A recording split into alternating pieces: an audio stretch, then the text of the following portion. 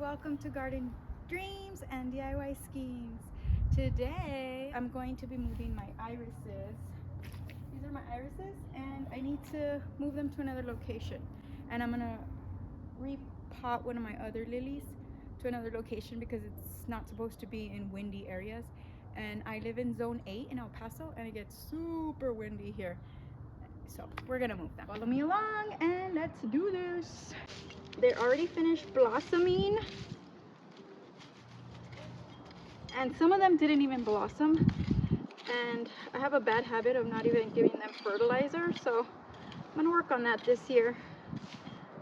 I'm experimenting with different types of plants that grow in our area without me having to coddle them.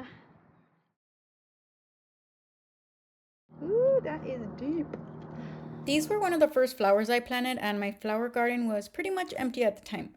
I didn't realize that they got so tall. Rookie mistake.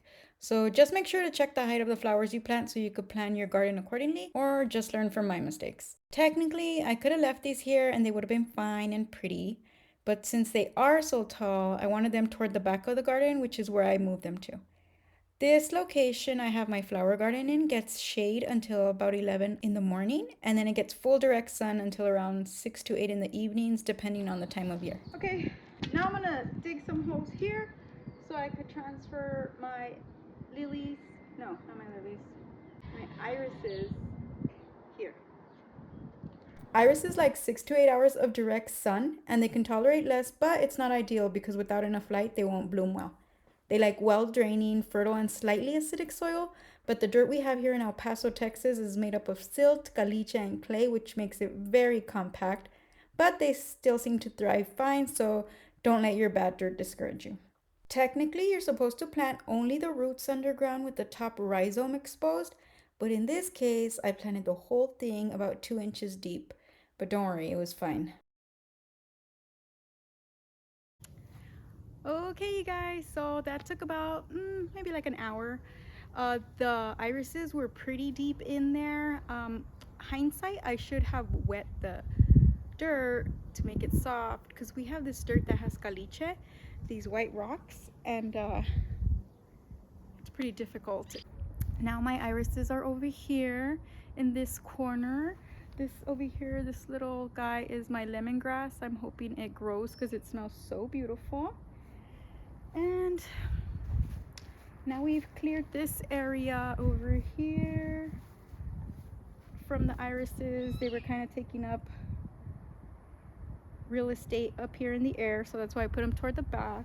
2 weeks after I transplanted them, they dried up completely, and I was devastated because I thought I killed them.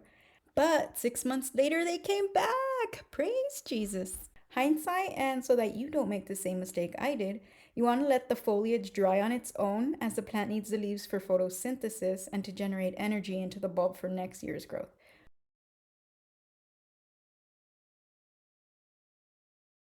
And for fertilizer, I add humic acid, kelp, and fish fertilizer. You can add according to what the instructions say on each of these, or I added about an ounce or 2 of each to a gallon of water. You want to fertilize these in early spring, about 6 to 8 weeks before they blossom, or you can go by when the tulips and hyacinths are blossoming, and that's a good indicator to fertilize your irises. I did fertilize mine a little late on March 23rd, and on April 2nd I finally got a bud. Yay!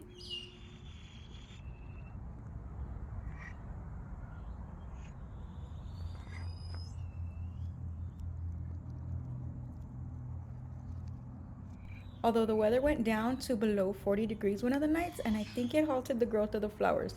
But there's new ones coming out. I hope you grow your irises in your yard.